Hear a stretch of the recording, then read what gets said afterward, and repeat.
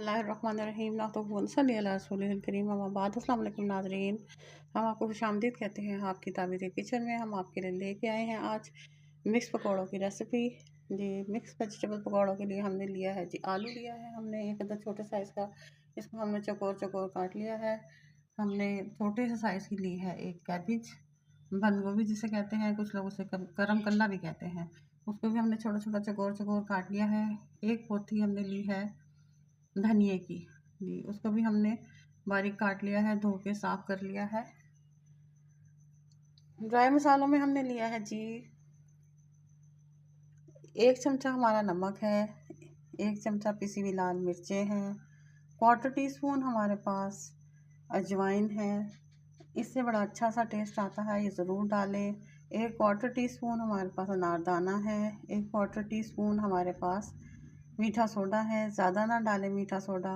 ज़ीरा और साबुत धनिया भी हमारे पास आधा आधा टीस्पून है जी। एक छोटे साइज़ की प्याज ली है, उसको हमने चौकोर काट लिया है। 2 हरी मिर्चें हैं, उनको भी हमने गोल गोल काट लिया है छोटा छोटा। और कसूरी मेथी ली है 1 चमचा। पता नहीं बेचारी को क्यों कसूरी मेथी कहा जाता है, हालांकि इसका कोई कसूर भी नहीं जी। तो हम इसमें डालते हैं अब सबसे पहले आलू डालेंगे, उसके बाद हम इसमें बाकी सब्ज़ी डालेंगे। इसमें बंद गोभी, आप गाजर भी ले सकते हैं कद्दूकश करके इसमें डाल लें, या पालक भी ले सकते हैं जी। हरी मिर्चें और कसूरी मेथी वगैरह जी, और तमाम ड्राई मसाला जात इसमें अब हम ऐड कर देंगे। प्लेट को ज़रूर साफ़ करें, इसमें कुछ भी लगा ना रहने दें, इससे आपके खानों में बरकत होती है। असल में सर्दी का मौसम शुरू हो रहा है, हल्की हल्की हुनकी स्टार्ट हो गई है और चाय के साथ दिल चाहता है कि कुछ हो खाने के लिए, तो इसलिए हमने आज आपके लिए पकौड़ों की रेसिपी लेके आए हैं जी। 1 कटोरी हमने बेसन लिया है, आप देख सकते हैं, ये तकरीबन आधा पाव है। इसको भी हम इसमें शामिल कर देंगे।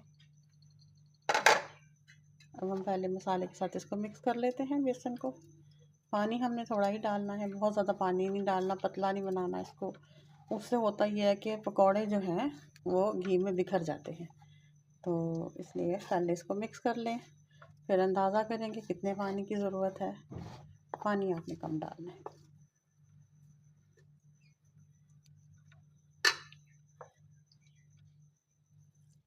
थोड़ा सा पानी शामिल करेंगे, तकरीबन 1/4 ग्लास हमने शामिल किया है, और इसको अच्छे से मिक्स कर लेंगे जी। तो वाटर से भी कम पानी हम थोड़ा सा और शामिल करेंगे और इसको अच्छे से मिक्स करेंगे। ये हमारा पानी कम ही है, बहुत ज़्यादा पानी होगा तो पकोड़े बिखर जाएंगे घी। अब इसको हम 5 मिनट के लिए छोड़ देते हैं।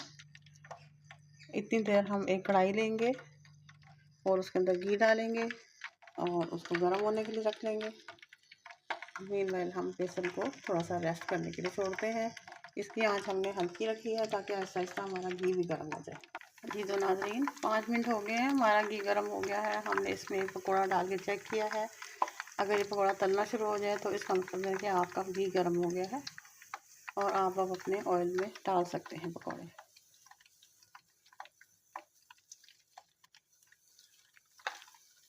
पकौड़ों को चमचे से डालने का ये फ़ायदा होता है कि वो एक ही साइज़ के बनते हैं, अगर हाथ से डालें तो छोटे बड़े भी बन सकते हैं। कोशिश करें कि छोटे ही डालें ताकि पकौड़े अंदर से अच्छे से गल जाएं। और आंच अपनी हल्की रखें, जब एक दफ़ा घी गर्म हो जाए तो आंच हल्की रखें।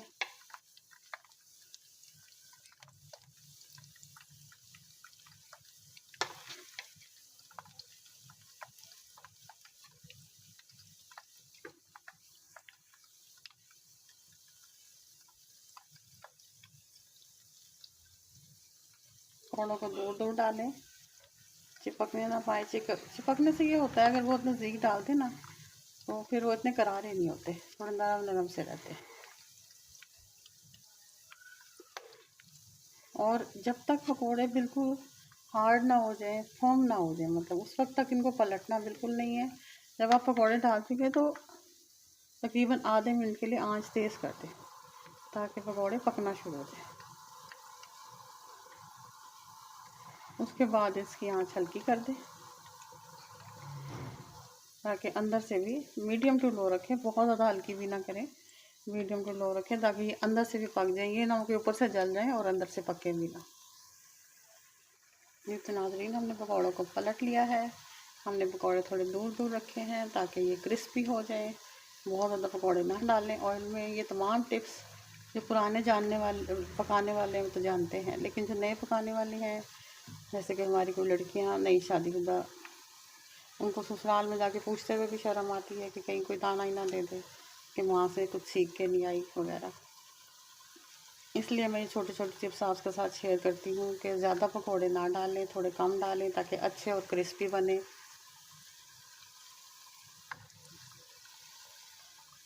ज़्यादा डालेंगे तो बहुत नरम और लिजलिजे हो जाएंगे। अब देखिए हमारे पकौड़े रेड हो गए हैं, अभी हम आपको निकाल के दिखाते हैं।